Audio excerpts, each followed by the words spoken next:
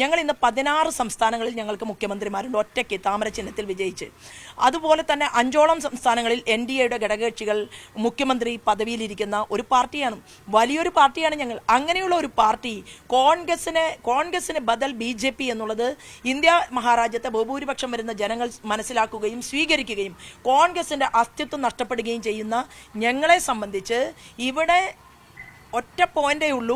ഞങ്ങൾ പറയുന്ന ഭാവാത്മക മതേതരത്വം ആ സ്റ്റാൻഡ് എന്തുകൊണ്ട് VD സതീശൻ എടുക്കുന്നില്ല? ഇപ്പൊ VD സതീശന്റെ സ്ഥാനാർത്ഥി, ഇവിടുത്തെ UDFന്റെ സ്ഥാനാർത്ഥി പറയട്ടെ, ഞങ്ങൾ ഭീകരവാദികൾക്കെതിരാണെന്ന്, ഞങ്ങൾക്ക് ഭീകരവാദ സംഘടനകളുടെ വോട്ട് വേണ്ടെന്ന്. അതായത് ഉമ്മൻചാണ്ടി ഗവൺമെന്റ് ഹൈക്കോടതിയിൽ കൊടുത്ത ഒരു അഫിഡവിറ്റ് നമ്മുടെ മുന്നിലുണ്ട്. അത് ജമായത്ത് ഇസ്ലാമിയെ കുറിച്ചാണ്. ആ ജമായത്ത് ഇസ്ലാമിയെ കുറിച്ച് ഉമ്മൻചാണ്ടി കൊടുത്ത അഫിഡവിറ്റിൽ അദ്ദേഹം പറയുന്നത് ഇങ്ങനെയാണ്: മതരാഷ്ട്രവാദത്തെ ഊന്നിപ്പറഞ്ഞുകൊണ്ട് ഇവിടുത്തെ ബഹുസ്വരത തകർക്കാൻ പരിശ്രമിക്കുകയും ഭീകരവാദത്തിന് കുടപിടിക്കുകയും ചെയ്യുന്ന ഈ ജമായത്ത് ഇസ്ലാമി നമുക്ക് അപകടകരമാണ് എന്ന് പറഞ്ഞ ഉമ്മൻചാണ്ടിയുടെ വാക്കുകളെ തള്ളിപ്പറഞ്ഞുകൊണ്ടാണ് ഈ പാലക്കാട് നിയോജക മണ്ഡലത്തിലെ UDFന്റെ സ്ഥാനാർത്ഥി ഇപ്പോൾ വോട്ട് പിടിക്കാൻ വേണ്ടി പരിശ്രമിക്കുന്നത്. അത് VD സതീശന്റെ പിന്തുണ കൊണ്ടാണ്. അപ്പൊ VD Satheesan = Jamaat Islami plus SDPI.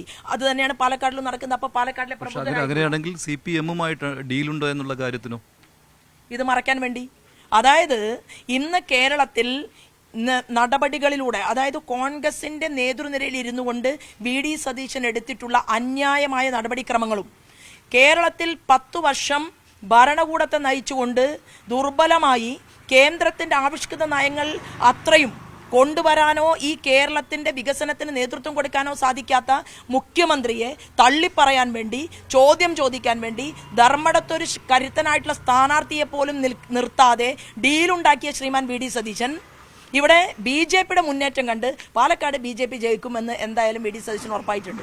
അത് ഭരണപക്ഷത്തിനും പ്രതിപക്ഷത്തിനും ബോധ്യം വന്നപ്പോൾ അത് ഒരു ഡീലാണ് എന്ന് വരുത്തി തീർക്കുകയാണ്. ഞാനിവിടെ ഒരു ഡീൽ വെച്ചിട്ടുണ്ട്. ആ ഡീൽ എന്താണെന്നോ, ഞാൻ പാലക്കാടിലെ ജനങ്ങളോട് ചോദിക്കുന്നത്, ഒരാഴ്ച കാലം പോലും ഇവിടുത്തെ UDFന്റെ സ്ഥാനാർത്ഥി കേരളത്തിന്റെ പൊതുസമൂഹത്തിന് വേണ്ടി പ്രവർത്തിച്ചിട്ടില്ല. ഏതെങ്കിലും ഒരു സമരമുഖത്ത് കണ്ടിട്ടില്ല, ഏതെങ്കിലും ഒരു പൊതുസമരം നടക്കുന്ന ഇടങ്ങളിൽ കണ്ടിട്ടില്ല. വാളയാറിൽ 2 പെൺകുട്ടികളെ കെട്ടിത്തൂക്കി കൊലപ്പെടുത്തിയപ്പോൾ അവരുടെ അമ്മ സമരം നടത്തിയപ്പോൾ അവിടെ കണ്ടില്ല. പ്ലാച്ചിമടയിലെ സമരത്തിൽ കണ്ടില്ല. അതായത് പരിസ്ഥിതിക്കെതിരായിട്ട് ഒരു സമരത്തിൽ കണ്ടിട്ടില്ല. എവിടെയും കാണാത്ത ഒരു സ്ഥാനാർത്ഥി UDFന്റെ സ്ഥാനാർത്ഥിയായി വരുമ്പോൾ ഞാൻ പാലക്കാടിലെ ജനങ്ങളോട് ചോദിക്കുന്നത്, 30 വർഷം പൊതുപ്രവർത്തനം നടത്തിയിട്ടുള്ള കക്ഷി രാഷ്ട്രീയത്തിന് അതീതമായി ശ്രീമാൻ VS അച്യുതാനന്ദനോടൊപ്പം എത്ര സമരങ്ങൾക്ക് നേതൃത്വം കൊടുത്ത ഒരാളാണ് ശോഭാ സുരേന്ദ്രൻ. പക്ഷേ അത് എതിർ സ്ഥാനാർത്ഥി UDF സ്ഥാനാർത്ഥി രമേശ് പിഷാരടി പറയുന്നത് അദ്ദേഹം പൊതുപ്രവർത്തന രംഗത്തുണ്ടായിരുന്നു, പക്ഷേ അത് നിശബ്ദമായിരുന്നു, അത് വിസിബിൾ അല്ലായിരുന്നു എന്നതേ ഉള്ളൂ, അദ്ദേഹം അത് ആഗ്രഹിച്ചിട്ടില്ലായിരുന്നു എന്നാണ്. അല്ല, എങ്ങനെയാണ് നിശബ്ദമായിട്ട് പൊതുപ്രവർത്തനം ചെയ്യുക? നിശബ്ദമായിട്ട് തമാശ പറയുന്നതാണ് പൊതുപ്രവർത്തനം? അല്ലെങ്കിൽ തമാശ പറഞ്ഞുകൊണ്ട് അത് അദ്ദേഹത്തിൻ്റെ കാര്യത്തിലേക്കൊന്നും ഞാൻ കടക്കുന്നില്ല. കാരണം അദ്ദേഹത്തിൻ്റെ ഈ വിഷയമല്ല ഞങ്ങളിവിടെ ചർച്ച ചെയ്യുന്നത്. ഞങ്ങൾ ചർച്ച ചെയ്യുന്നത് UDFൽ പരിണിതപ്രജ്ഞരായ കഴിവും പ്രാപ്തിയുമുള്ള ആളുകൾ ഇല്ലാത്തത് കൊണ്ടല്ലോ അദ്ദേഹത്തിന് ഇവിടെ സ്ഥാനാർത്ഥിത്വം കൊടുത്തത്. അതൊക്കെ അവരുടെ ആഭ്യന്തരമായിട്ടുള്ള വിഷയങ്ങൾ. എന്നെ സംബന്ധിച്ച് അതല്ല ചർച്ച.